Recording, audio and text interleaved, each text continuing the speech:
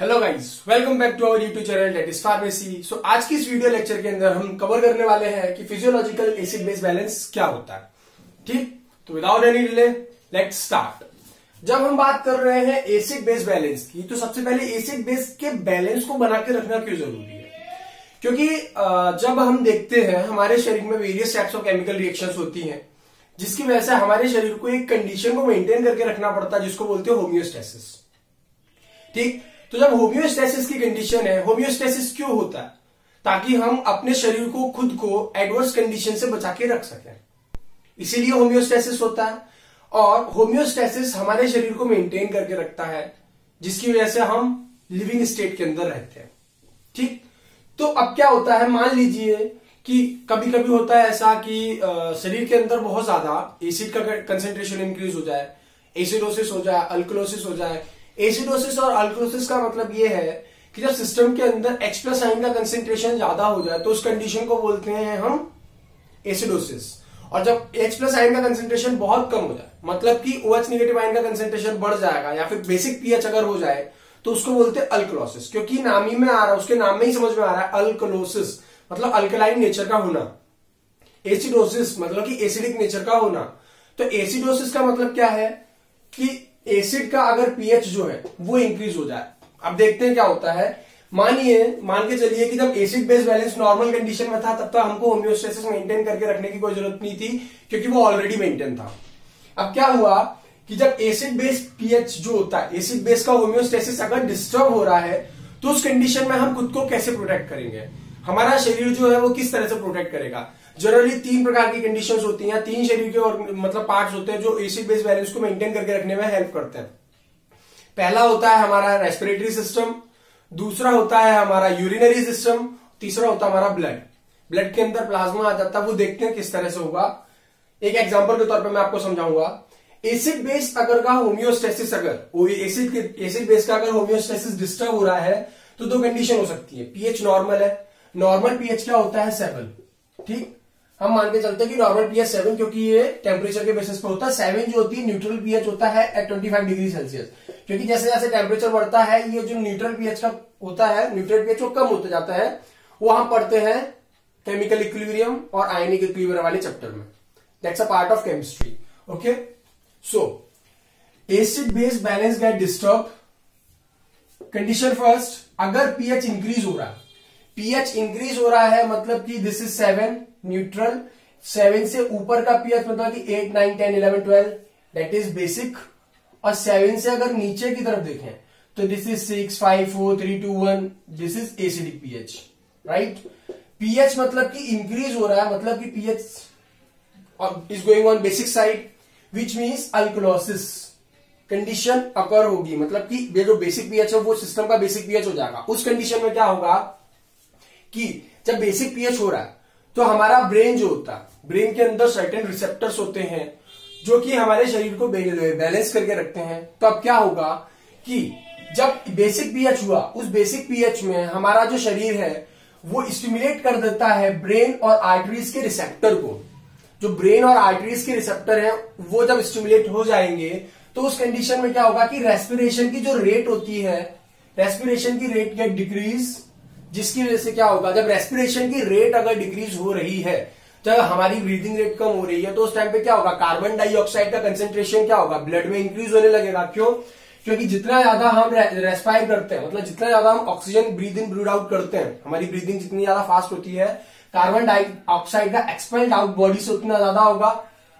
ठीक ठीक, उस कंडीशन में क्या होगा, अगर हम इस प्रोसेस को स्लो करते हैं, तो जो एक्सपेल्ड आउट होने की कंडीशन है या बाहर निकलने की टेंडेंसी जो है कार्बन डाइऑक्साइड की, वो कम हो जाएगी।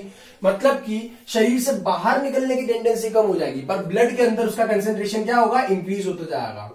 जब ब्लड के अंदर कंसेंट्रेशन इंक्रीज होता जाएगा कार्बन डाइऑक्साइड का, तो उस कंडीशन में क्या होगा कि हमारा जो कार्बोनिक एसिड है ब्लड के अंदर वो भी बढ़ता जाएगा। ठीक, कार्बोनिक एसिड हमारे शरीर के अंदर बढ़ता जाएगा। जब कार्बोनिक एसिड हमारे शरीर के अंदर बढ़ रहा है, मतलब कि वो एसिड है, मतलब कि उसका एसिडिक पीएच है, पीएच एसिडिक है, मतलब कि पीएच उसका डिक्रीज होने लगेगा। विच मीन्स जो पीएच हमारा 7 से ऊपर गया था वो वापस से आके हमारे 7 पर आ जाएगा। जो हमारा जो न्यूट्रल कंडीशन है, जो हमारे बेसिक जो पीएच मेंटेन होकर रखना चाहिए, उस कंडीशन पर वो वापस आ जाएगा। विच मीन्स हमारे शरीर का जो एसिड बेस बैलेंस है वो रिस्टोर हो जाएगा। ठीक, ये तो कंडीशन थी अल्कलॉसिस की। इसका जस्ट उल्टा होता है एसिडोसिस में। एसिडोसिस में क्या होता है कि जब एसिड बेस बैलेंस, जब बीएच डिस्टर्ब हुआ, एसिड बेस का बैलेंस जब डिस्टर्ब हुआ और मान लीजिए पीएच अगर डिक्रीज हो गया किसी कंडीशन की वजह से, तो उस कंडीशन को बोलते हैं एसिडोसिस। ठीक, एसिडोसिस जब हुआ तो सेम हमारा यही जो सेम प्रोसेस थी वही होगा, बस उसका अपोजिट होता जाएगा। ब्रेन के अंदर और जो आर्टरीज के रिसेप्टर्स हैं वो स्टिमुलेट हो जाएंगे और वो स्टिमुलेट होने के बाद में रेस्पिरेशन की रेट को इंक्रीज कर देंगे। क्यों? क्योंकि कार्बन डाइऑक्साइड जब हमारे ब्लड के अंदर बढ़ रहा है, जब कार्बन डाइऑक्साइड की कंसेंट्रेशन इंक्रीज हो रही है तो उसको हमें निकालना जरूरी है, क्योंकि उसकी वजह से एसिडिक पीएच मेंटेन होकर रखा हुआ है, उसकी वजह से पीएच एसिडिक हो रहा है। तो जब रेस्पिरेशन रेट इंक्रीज होने लगी तो ब्लड से जो कार्बन डाइऑक्साइड होगा वो एक्सपेल्ड आउट बहुत जल्दी होने लगेगा, जिसकी वजह से क्या होगा कि ब्लड के अंदर कंसेंट्रेशन कार्बन डाइऑक्साइड का डिक्रीज हो जाएगा।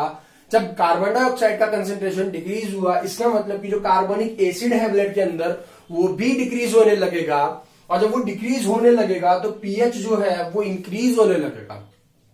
ये एसिडिक नेचर है। जब एसिडिक नेचर कम होने लगेगा किसी सिस्टम में तो उसका जो एसिडिक पीएच 7 से बाहर की तरफ गया था वो धीरे धीरे धीरे धीरे आएगा 7 की तरफ, और पीएच जो होगा वापस से रिस्टोर हो जाएगा। This is the overall view. अब एक एग्जांपल के तौर पर समझते हैं। मान लीजिए कि लंग्स के अंदर किस तरह से होगा। लंग्स के अंदर हम देखते हैं किस तरह से पीएच मेंटेन किया जाएगा। देखो, सबसे पहले क्या होता है कि जो ऑक्सीजन है वो जब डीऑक्सी हीमोग्लोबिन मतलब HHB के साथ और बाइकार्बोनेट आयंस जो है HCO3 नेगेटिव के साथ में जब वो रिएक्ट करेंगे, जब आपस में मिलेंगे तो ऑक्सी हीमोग्लोबिन का प्रोडक्शन होगा, साथ में कार्बोनिक एसिड का प्रोडक्शन होगा।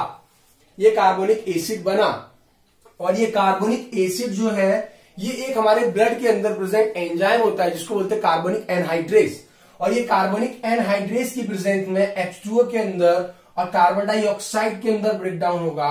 और ये कार्बन डाइऑक्साइड जब बना, ये कार्बन डाइऑक्साइड जब टूट रहा है तो वो ब्लड के थ्रू बाहर एक्सपेल्ड आउट कर दिया जाएगा, विच मीन्स कि कार्बन डाइऑक्साइड का कंसेंट्रेशन जो है वो कम हो रहा है।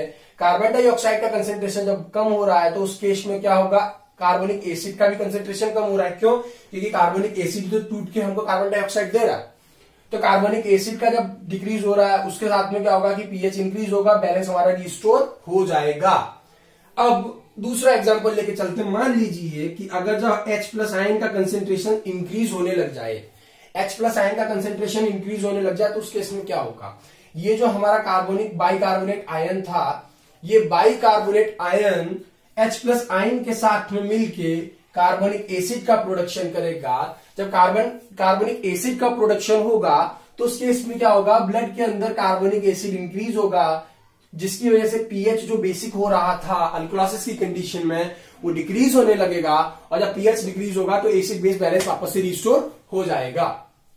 ठीक, अब उसी प्रकार से जब H+ आयन का कंसेंट्रेशन अगर डिक्रीज हो रहा है तो कार्बोनिक एसिड जो बना था, ये कार्बोनिक एसिड हमारा वापस से डिसोशिएट होकर बाइकार्बोनेट आयन में डिसोशिएट हो जाएगा, और ये बाइकार्बोनेट आयन के साथ में H+ आयन का कंसेंट्रेशन इंक्रीज होने लगेगा, जिसकी वजह से क्या होगा कि जब एसिडोसिस जो बैलेंस, आप ऐसा बोल सकते हो कि उस कंडीशन में जो बेसिक पीएच इंक्रीज हो रहा था वो वापस से कम होने लगेगा और हमारा जो कंडीशन है वो रिस्टोर होने लग जाएगी। तो this is all about physiological acid base balance, जिसके अंदर हमने एक ओवरऑल व्यू देखा और साथ में एक एग्जांपल हमने देखा कि लंग्स के अंदर किस तरह से बेसिक पीएच मेंटेन किया जाता है, या फिर जो एसिड और बेसिक पीएच जो है वो किस तरह से मेंटेन करके रखना चाहिए और किस तरह से वो मेंटेन हमारा बॉडी करता है। अब हम ऐसा बोल सकते हैं कि जब ये बेस का H+ ion concentration carbonic acid के कंसेंट्रेशन को इंक्रीज कर रहा था, डिक्रीज भी कर रहा है, इसका मतलब कि इट एक्ट एज बफर, ये बफर की तरह एक्ट करता है। ठीक, तो जब हम इस तरह का क्वेश्चन अगर पेपर के अंदर आए आपके, तो आप उसके अंदर कुछ चीजों को इंक्लूड कर सकते हैं एक्स्ट्रा एडिशनल पॉइंट्स में, जैसे कि बफर क्या होता है, बफर सिस्टम हमको क्यों जरूरी है, उसके साथ में फिजियोलॉजिकल एसिड बेस बैलेंस की अगर बात कर रहा है तो सबसे पहले आप ये बताइएगा कि अल्कलॉसिस क्या होता है, अल्कलॉसिस की कंडीशन किसको बोलते हैं, एसिडोसिस की कंडीशन किसको बोलते हैं। उसके बाद में आप ये समझाइएगा कि फिजियोलॉजिकल जब एसिड बेस बैलेंस जो होता है, जब वो नॉर्मल कंडीशन होती है तो नॉर्मल कंडीशन किस तरह से मेंटेन होकर रखती है। ठीक, अगर जब नॉर्मल कंडीशन होती है तब तो सब ऑल फाइन, हमारा सिस्टम किस तरह से वर्क करता है वो समझा दीजिएगा। फिर आप ये समझाइएगा कि जो मेन पॉइंट पूछा गया क्वेश्चन के अंदर कि फिजियोलॉजिकल एसिड बेस बैलेंस क्या होता है। तो जब आप ये समझाएंगे कि फिजियोलॉजिकल एसिड बेस बैलेंस अब डिस्टर्ब हो रहा है तो उस कंडीशन में अल्कलॉसिस हो सकती है, कंडीशन एसिडोसिस भी हो सकती है। इस तरह के फ्लो चार्ट के साथ में आप जब समझाएंगे तो जो आपका क्वेश्चन चेक करने वाला जो आपका एग्जामिनर होगा उसको वो सब दिखाई दे जाएगा इन फ्लो चार्ट। तो वो विदाउट एनी डिले आपका क्वेश्चन चेक करके आगे निकल जाएगा, जिसके अंदर पैराग्राफ के अंदर एक्चुअली में क्या होता है कि चीजों को पढ़ना थोड़ा मुश्किल होता है, जिसकी वजह से एग्जामिनर जो होता है उसको चेक नहीं कर पाता इतना इजीली। तो जब भी आप कॉपी के अंदर लिखें तो आप इस तरह से लिखें कि एग्जामिनर को सिर्फ एक नजर मारते सी, सिर्फ एक नजर पड़ते सी उसको समझ में आ जाए कि आप क्या लिखना चाह रहे हैं, आप क्या बोलना चाह रहे हैं। उसके लिए आप फ्लो चार्ट, ज्यादा से ज्यादा फ्लो चार्ट्स का यूज करें, डायग्राम्स का यूज करें, ठीक, और उसके साथ में कुछ हाईलाइटेड पॉइंट्स जो होते हैं या स्टार पॉइंट्स होते हैं उनको ब्रैकेट के अंदर या बॉक्स के अंदर बंद करके आप लिखें, ठीक। तो आई होप आपको ये मेरा वीडियो लेक्चर समझ में आया होगा। अगर आपको मेरा वीडियो लेक्चर पसंद आया हो तो प्लीज लाइक शेयर सब्सक्राइब करना ना भूलें और हमारी यूट्यूब चैनल को आप सपोर्ट करते रहिए। जिन्होंने सपोर्ट किया है उनके लिए I am very very thankful to all of them. So मिलते हैं आप लोगों से नए वीडियो लेक्चर के अंदर नए कंसेप्ट के साथ में। तब तक के लिए stay safe, stay happy and see you guys.